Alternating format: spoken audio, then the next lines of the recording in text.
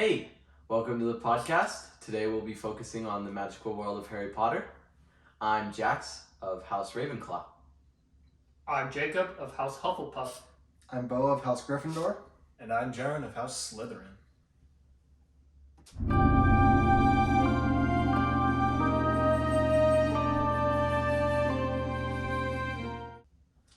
We all took the official house test on Pottermore, and it's kind of crazy that we all got the different houses. It's kind of just fate or coincidence. I was just going to say, it's like fate. Yep. Maybe the Sorting Hat knew that there were the four of us. And he took that into consideration. There he is right there. Did you know? He knew. There's nothing hidden in your head the Sorting Hat can't see. So try Yeah. me on, and I will tell you. That's going to go forever. Yeah. Ravenclaw! Gryffindor! Oh, that's you. That's you. Slytherin! That's me. Hufflepuff! Cunning! Shrewd! Slytherin! Save the best for last. That is All such right, a well- Slytherin's thing to say. Speaking of Slytherin, I'll go first. So, leading into, again, we're going to go through our favorite characters, movie theme, books, and vice versa, like our favorite quotes and everything, like we've done in the past previous podcasts. But today I'll be going first. Honestly, my favorite movie out of them all is either Chamber of Secrets or Deathly Hallows Part 2. You guys know from previous podcasts, if you've listened, I like the big ending of the climax of stories and Voldemort's defeat, climax of all of Harry Potter, like everything led up to that moment. And I don't know, that whole movie just had me in its grips the entire time. And then as a kid, I just loved Chamber of Secrets because, funny enough, I'm a Slytherin and the Basilisk was my favorite thing as a kid. So I just wanted to watch Chamber of Secrets over and over. So, it's fitting. But We both had the basilisk toy. yeah, the Basilisk toy that it was coiled, and then you hit a part of its coils, The And it tail would, is how you control it. and it would chomp down and bite Harry. And I don't know, both Bo and I had the same toy, and we both loved the toy to death because I don't know, it's just so cool. Mm-hmm. They don't make toys like they used to nowadays. But continuing onward, my favorite books are probably The Goblet of Fire or The Prisoner of Azkaban. The reason I like Prisoner of Azkaban and why I feel like a lot of people like that book is because it doesn't have a whole lot to do with Voldemort or however you want to pronounce it. But yeah, it's just it was a nice break from. It's a good story. Yeah, and it's a good self-contained story, and it introduced one of my favorite characters, Sirius Black. Mhm. In fact, he's probably my favorite Harry Potter character, and then second is closely followed by Dumbledore. Albus Dumbledore is just incredible. When I think of wizard, I don't even think of Gandalf. I think of Dumbledore. Not that's not shaming Gandalf in any way. It's just Dumbledore is what I think of when I think of a wizard, especially in Chamber of Secrets and Sorcerer's Stone, because Richard Harris, I believe that's his name. Mm-hmm. Yeah, the original actor that played Dumbledore, he looked like a wizard. He was ancient when he played Dumbledore. When you think of wizards, that's who you Yes, think of. Old, calm, collected, and then I don't know. It's just I think the interesting thing is they casted that so well for the first two movies. We talk about it all the time, but then they also casted well for the next movies. Because it's like Jacob and I had this discussion. We were it's hard to see 1 and 2 Dumbledore, Richard Harris, being the next Dumbledore. I was gonna say episode 5. That's not it. Michael Gambon is the other Dumbledore's name, by the way. I just read that. Yeah, Michael Gambon. Yeah, and so it's hard to see him With those physical roles. Yes, yeah, and Yeah, so in Prisoner of Azkaban, Dumbledore plays more of a part in that story, and then going forward, he's just more involved. So, like you said, it's they picked the right actors they picked the right actor originally, and then it was almost recasted at the perfect time.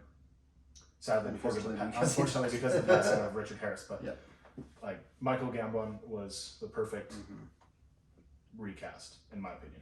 Yeah. And it just made me love Dumbledore even more because like not only was he like the old like ancient wizard that you would expect, but like he was also the like Michael Gambon's like the other side of Dumbledore that The powerful. that Voldemort was afraid of. Like powerful, could beat him, like the like Commanding. top tier, you know. Had the elder one, yeah. And again, with the Harry Potter movies, it's just casting was done so well, because you wanted to find accurate descriptions and accurate people, and what they did was they found accurate people, and it's what happens when you have an author be a part of the crew. Gotta love the British. Continuing onward, my favorite bad guy. I know it's very cliche for me to continue to say like the top tier bad guy, but like Lord Voldemort is my favorite bad guy in the series. Like just the idea of being so sleazy and hiding different parts of his soul and Horcruxes, and like his whole backstory that you find out later in the movies that you didn't know before. He was like this super mysterious character that just wanted to cleanse the wizarding world of like mudbloods or like anybody that wasn't pure blood. Like to me that's just like straight evil. And like yeah, there are like arguably more evil characters like Umbridge or Bellatrix Lestrange, but you can't beat Voldemort, dude. Like he is the vilest villain in this entire series and one of the most evil villains in any fandom or any like fictional world. Like I can't think of the word, then words escape me. But let's see, continuing onward. Favorite theme is probably the Patronus Light from the Prisoner of Azkaban movie. I just like the sound, and like I just love the Patronus charm is one of my favorite charms ever. And I don't know, just watching that scene, Harry on the lake saving both himself and Sirius Black, like especially when you go back and spoiler alert if you haven't watched the movies or read the books. I mean, it has been like years. It's been 10 years since Deathly Hallows Part 2 came out. Yes. Oh, don't like that. But yeah, so spoiler alert, we're gonna spoil it for you. Sorry, if you're listening to this podcast, you probably should turn it off now. I mean, that's the warning advisory to all of our episodes. Yes, that's true. And we will try not to spoil too much, like very in-depth plot details, but like overall plot details probably gonna get spoiled. So apologies for that. I'm gonna stop talking now after I finish my quotes that are my favorites. Okay, and both of these are actually Dumbledore quotes. Like, call me cliche again, but I don't care. He's got the best quotes in the series, in my opinion. But the first quote is, "Happiness can be found, even in the darkest of times, if one only remembers to turn on the light." And it's helped me in previous times in my life and helps me now. And then the other one is, "It does not do to dwell on dreams and forget to live." I've been trying to live more in my life and experience things that I want to experience, like making a podcast with my homies, or like just sharing my knowledge of like nerdy stuff and not having to like hide away that nerdiness, because it's just gonna boil over and it's gonna be awkward for everybody. Yeah. But so that's me, Mr. Slytherin over here. We're gonna pass the mic to Mr. Gryffindor. Okay, and so before we pass the mic to Mr. Gryffindor over here, we'd like to let you know that a couple weeks ago it was his birthday, and it is also Father's Day today, so we're gonna double up on a present. But for Mr. Gryffindor, it's only fitting that he have the sword of Gryffindor. That's freaking sick. It only appears itself to the most worthy of Gryffindors. That's awesome. And the most. It's also got a plaque. Thank So, you. Happy birthday. Yeah. And happy Father's Day. Thank you. That's freaking sick. Guess I'll have to hold this the rest of the podcast. Well, if you're gonna hold that, I want to hold the older one. It's not a real weapon. It's Okay. a prop. Is it your turn? Yes, I was just waiting for you to Stop fiddling with the... Hungarian horntail. Yeah, that's right. stop fiddling with, what was it? Gandalf. Gandalf. No, today I'm fiddling with the Hungarian horntail. Yeah. All right. Well, now that I have the Sword of Gryffindor, which is epic, I'll start with movies. Probably my favorite movie is going to be the exact same as Jaren. The Chamber of Secrets and Prisoner of Azkaban. I pretty much the same reasons as Jaren. Why he liked Prisoner of Azkaban is it's pretty much just its own movie. I mean, of course, it ties into the rest of them, and we found out a lot in that movie. Something about it, I just love. And it has my favorite character in it as well, which is actually Remus Lupin. And Sirius. I do love Sirius. But I just love Prisoner of Azkaban. Buckbeak is awesome. I love Buckbeak the Hippogriff. And Chamber of Secrets just because it's cool. Just because the Basilisk is awesome. My favorite heroes, like I said, is Lupin. I also love Mad Eye Moody. He makes me laugh. He's funny, but he's awesome as well. And then Sirius and Dumbledore as well for pretty much the same reasons Jaren said. For villains, I have Grindelwald and the Basilisk. Just I know the Basilisk isn't really like its own villain, but I consider it to be. But yeah, I'd argue that it can be its own villain. Oh yeah, and I mean, Harry hears it talking in the walls, and with all the terror and everything that it brings in the Chamber of Secrets, I think it's an awesome villain. It's pretty much the villain of that movie. Yeah, because we don't know about Tom for. Yeah, Tom isn't revealed until the end of the movie. Yeah. Yeah, but those are my favorite villains. And then, of course, you can't go wrong with Voldemort either. I'm interested to know why you picked Grindelwald, because I was going to as well. Yeah. But it might be the same reasons, I'm just wondering. I don't know, there's something about him. Like in Fantastic Beasts 2, just how manipulative he can be. It's pretty intimidating. Yeah. I just think he's a cool villain. When in Fantastic Beasts 2, you have that moment where he is talking to the crowd, and he gets supporters. Yeah. I like his motives too, because it's not that they're anti-Voldemort, it's just they're different, but relatively the same. Mm-hmm. Meaning he wants to take care of Muggles before the Muggles take care of the wizards. And Voldemort just wants to cleanse the wizarding world and have, Muggles be enslaved. But I honestly, in that speech too, I kind of get where Grindelwald's coming from. We've got weapons of mass destruction. I know they have magic, but what's magic to an atomic bomb? You know, granted in the movie it hadn't come yet, but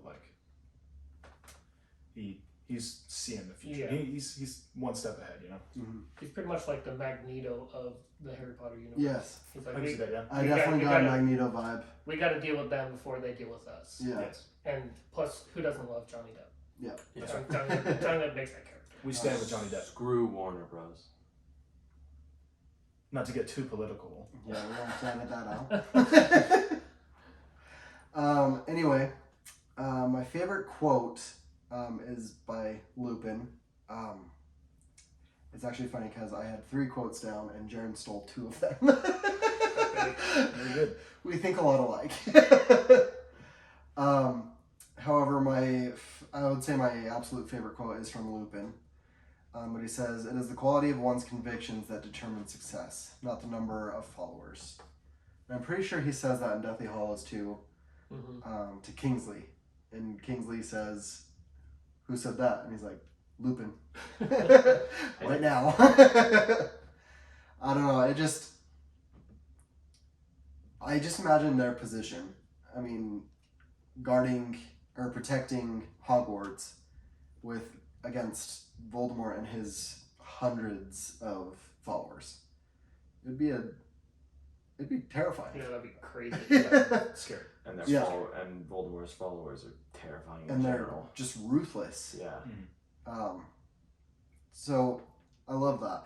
I think Lupin's one of my favorite characters just because I feel like everything he does is in the best interest of everyone.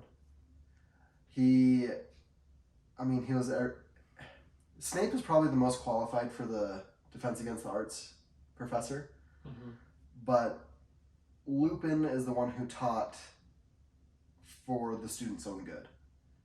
He actually cares about the students. He cares about Harry, I would say, almost more than anybody besides like Dumbledore, and I don't think anybody could care about Harry more than Hagrid, but Yeah, True. But Lupin definitely does the right thing because it's the right thing to do, and I look up to that a lot because he has a hard life. I mean, we know he's of course a werewolf, but I'd say one of my favorite themes, of course, is just the main theme. Just makes you think of the It's classic. wizarding world. It's Hedwig's- classic. Hedwig's theme. Uh-huh. Yeah. It's Harry Potter's theme. I think it actually is called Hedwig. It is, actually yeah, called it is. Hedwig's. It's so weird. Yeah, it is. But I think my other favorite theme is actually the fireworks theme from Order of the Phoenix. I don't know why. It's just fun. I think like when Fred and George when come the in twins- while Oh, they're taking okay. yeah. Yeah, I can see that. And it's also when they go to their shop in Deathly Hallows Part 1. Or no, sorry. Prince... Yeah. Half-Blood Half-Blood Prince. Prince. But yeah, it's just fun. I like it a lot. It makes you think of the magical part of Harry Potter. Yes. Like, magic. Yes. And it's also fun just because it's like, oh yeah, screw Umbridge.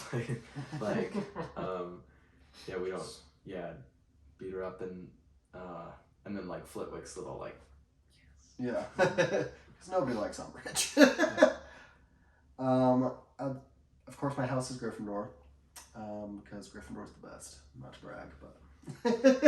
That's debatable.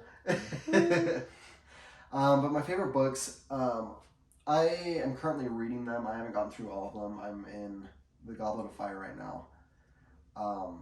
But I would have to say, so far my favorites are Goblet of Fire and Prisoner of Azkaban. They're just solid books, and I'm excited to get to the rest. But that is my list. I think it's like a series that just gets better. Mm-hmm. And like that's a hard thing to do, but like then there are the exceptions like Prisoner of Azkaban, and like it starts getting more fuzzy where like which one's the best is. Yeah. I'll go. All right, so my favorite movie is The Deathly Hallows Part 2. Like Jaren, I just like a climax. I just like seeing the story come to an end. It makes me sad, but I just like seeing the ultimate goal be achieved and the villain be defeated. My favorite characters, my favorite heroes are Dumbledore, just because it's Dumbledore. Yeah. Yeah. Fair. That's fair. I mean... Super powerful wizard, but doesn't even like need the power. And then Sirius, just because I like Sirius. everyone likes Sirius. Everyone And loves Sirius. I don't know how it like people. Can't I go don't wrong think with Gary Oldman. Yeah, That's 100% true. Yeah. I will stand by that. The other hero that's my favorite is Ron. I think Ron gets a lot of crap, and I don't think he should be getting crap, because I think he had nothing to prove really though. He could have just lived his life with his wizarding blood, like full wizarding blood. He wouldn't have even had to fight in that war necessarily, and I just think he's just a perfect example of doing something because it's right, not because there's another goal in mind. Yeah, like you could even say that about like all the Weasleys. Like it's Mhm. most Yeah. prevalent in Ron. But like, I mean, the Weasleys are a pure blood family and have been for generations. So like, technically, like, in Voldemort's eyes, like they may be a little lesser than the more noble families, but they're still pure blood, and he wants that. Like he wouldn't eradicate them unless they were fighting him. So like, they really could have stepped out of the war and not done anything. But I mean, Yeah. if they did that, like half of the Order of Phoenix would be gone because like 90% of it's Weasleys. or at least like 60-50%, something like that. But and this is like no shame on Hermione or Harry because they're amazing too. The Golden Trio is just perfect. But I think it's just that Harry had to do it because he had to do it. He had to be the end of the war. And he knew that, and so he accepted that, and that's the reason he did it. And not saying that that's a great reason. Also very selfless of Harry. Hermione, she was like she's a girl, and she's like a Muggle born, and so it's just she was like, not that she was like I have to prove something, but there was this notion where she had something to prove. But Ron, he could have just lived his life comfortably and just not done it all. And so I think just because Ron took the initiative and was like, I'm going to do it because I know what's right and I know what's wrong and this is right. And honestly, just like Darren was saying, just the Weasley family in general. Like, Molly Weasley is honestly one of my favorite characters too. Yeah. I love how they just take Harry. And I love the line in Order of the Phoenix when she's fighting with Sirius and Sirius says, like, he's not your son. And she's like, well, you may as well be, because I think they watch out for him like he's their own. Yeah. We all know that Harry is Molly's favorite. Oh, yeah. Everybody knows that. The Weasleys know that. Oh, yeah. Sorry, Jax. No, I get what you're saying and I agree.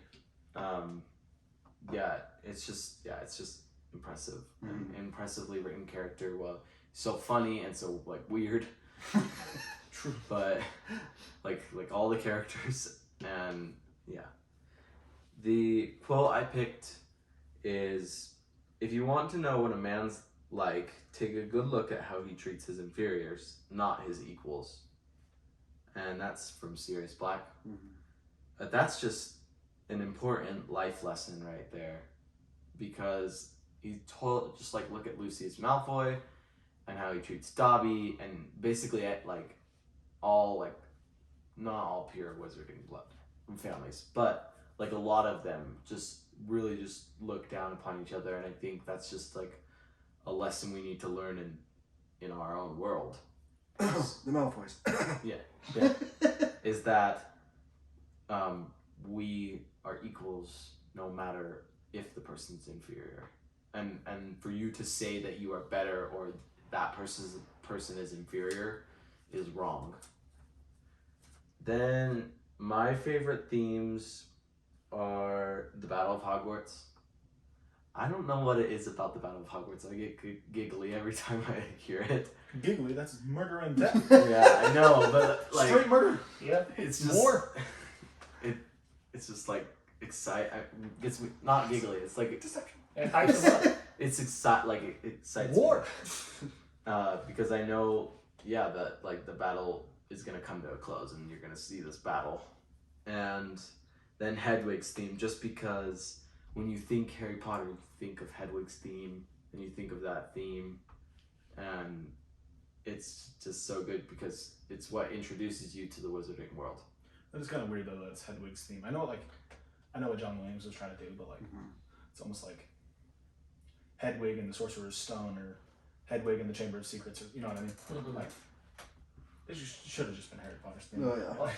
Well, doesn't it start out with like Hedwig flying to Harry's house?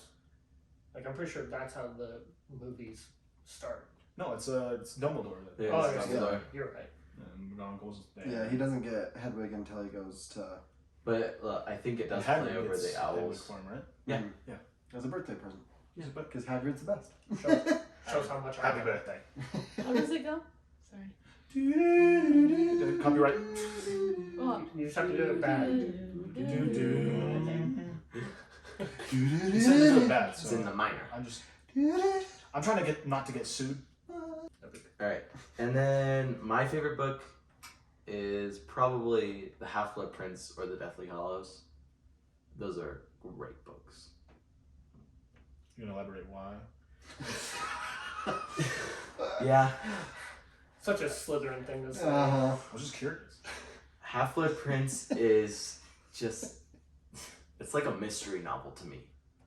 Like, it's just, you're trying to figure out what's going on, and like, you've heard all the stories about Voldemort, and so when you see these final connections happening, and you learn about the Horcruxes, and you spend, also Slughorn is hilarious. That Slughorn is so funny. Slughorn.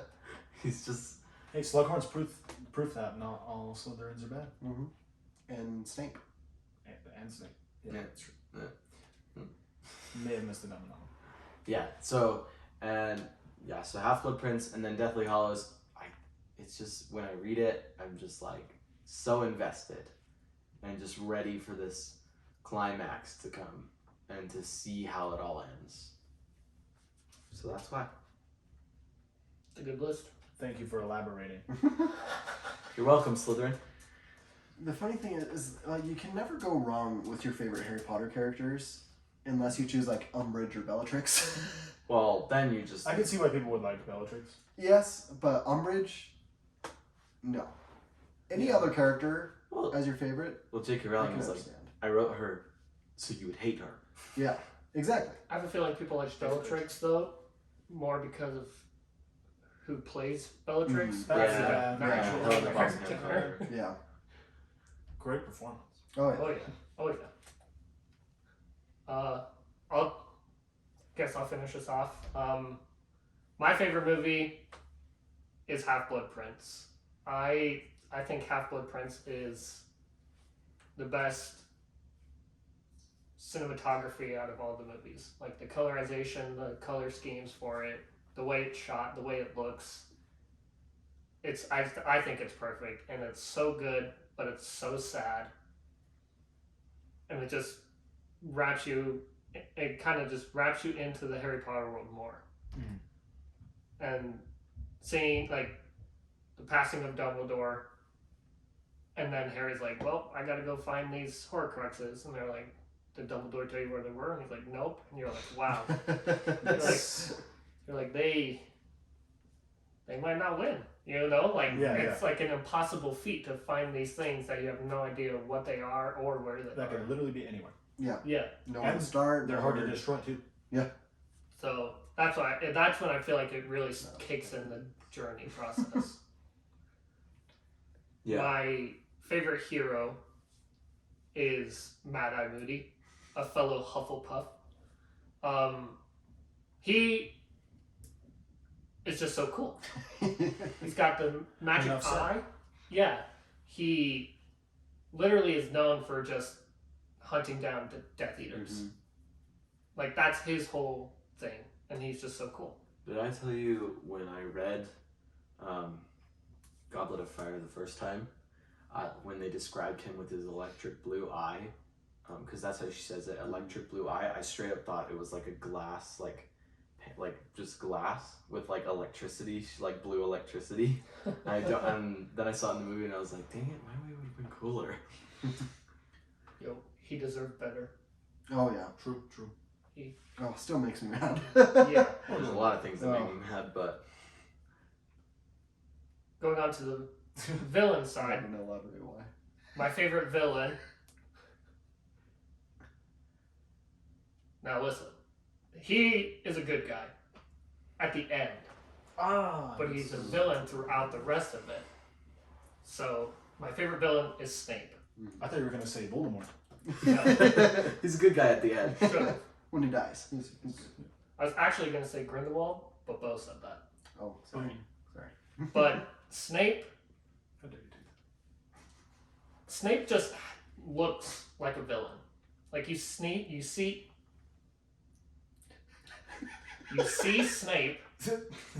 and you're like, I just don't like that guy, and he doesn't like me either.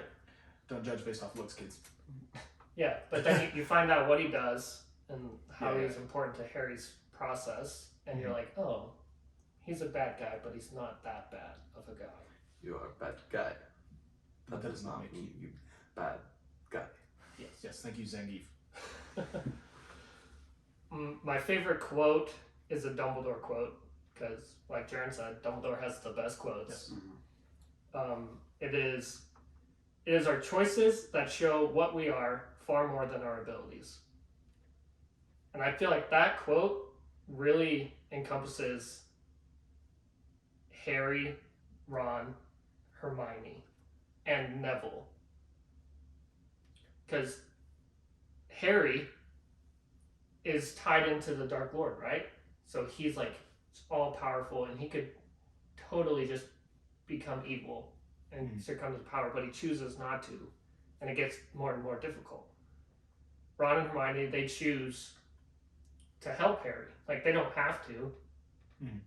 And then Neville could just let everybody pick on him and put him down, but he keeps getting back up. And he comes up with the most clutch thing in Harry Potter.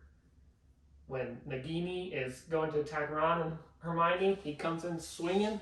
That's one of the That's the coolest last parts. Horcrux. Mhm. Yeah. Like, without that, Voldemort wouldn't have been able to die. So, I don't know. Takes it out with this sword right here. It's just a good quote. My favorite book is not The Half-Blood Prince, but it's The Order of Phoenix. I feel like Order of the Phoenix might have been the first book that I read. Like, I didn't even read the first book. Wait. Well, you read number 5 first out of 7? I'm pretty sure I did. I'm just gonna take the middle. Well, because it has like the coolest cover. This one. I thought it had the coolest cover. I saw it and I was like, that looks kind of cool. So I just picked it up and read it. All right. And Fair enough. just the whole backstory of like what the Order of Phoenix is just super cool. And then finally, my favorite theme is Dumbledore's farewell. I literally cry every time I watch. Now, is that when he's falling? Yes. Ooh. It's like that whole like right before he falls, like when he's talking to Draco, it's silently playing, and then when he falls, it gets louder. But It plays while they shoot the light up. Right? yeah. It just makes that scene 100% times better. Like, it's still a sad scene without the music, but you just add it and you're like crying like a little baby. And then another theme that I really like is Snape's demise. It's like also when like Snape dies and it's going through his past, like his backstory kind of. Mhm. And what I really like about that is that in that theme, it has Harry's mom, Lily, her theme, and then Snape's theme, and it like intertwines them to show like how much Snape loved Lily, and like how Snape didn't really hate Harry as much as we thought he did. Yeah. So the music does a really good job in the Harry Potter series as well as telling the story just as much as It's almost as if that's the point where Snape became the good guy, or like where you realize the entire time he like, technically was the good guy. So Yeah. that's cool. Well, I love just when it's going through his memory and Dumbledore says, "You're gonna have to hide the best part of you." Like, that's so sad. Yeah. For what is it, 17 years? Snape has had to shell himself in this mean Yeah. like persona, And Where- act like he hates. somebody who he actually cares for. Yeah. Snape is definitely one of the greatest characters, and that is exactly why Harry names his son after him. But yeah, and another testament to J.K.'s writing, Mhm. how she was like, I didn't write him to like him or to hate him. I wrote him as a gray character, and that is incredibly hard to do. Same thing with Malfoy. They just did it twice. Mhm. Yeah. It's just, yeah, she's like, it really is up to you and whatever side you see from. And it really talks to perception. Because we had no idea that he had this whole backstory about why. And then we do, and that changes perception. Mhm. Mm-hmm. That's the end of my list. All right, well, that's everyone. All right, thanks for watching and listening, and this is our final introductory episode. Finally, we've gone through them, and we're hoping to start getting into theories and current news and events and just fun stuff that we do. And so we hope that you tag along with us for our next part of the journey. And yeah, so if you have any questions or if you have any suggestions, comments, concerns. I don't know why you would have concern, but DM us on Instagram, review us on iTunes, review us on anywhere you can get your podcast, comment on the YouTube, just email us. Subscribe to the YouTube. We hit the 20 subscriber mark. Yeah, baby! We hit the over 100 downloads. So Yeah, that's baby! cool. That one's a good one. Yogi So Bear. Something like yeah, Yogi Bear. so Yeah, baby! yeah. And if you, just anything you want to tell us or anything else, just email us, DM us, comment.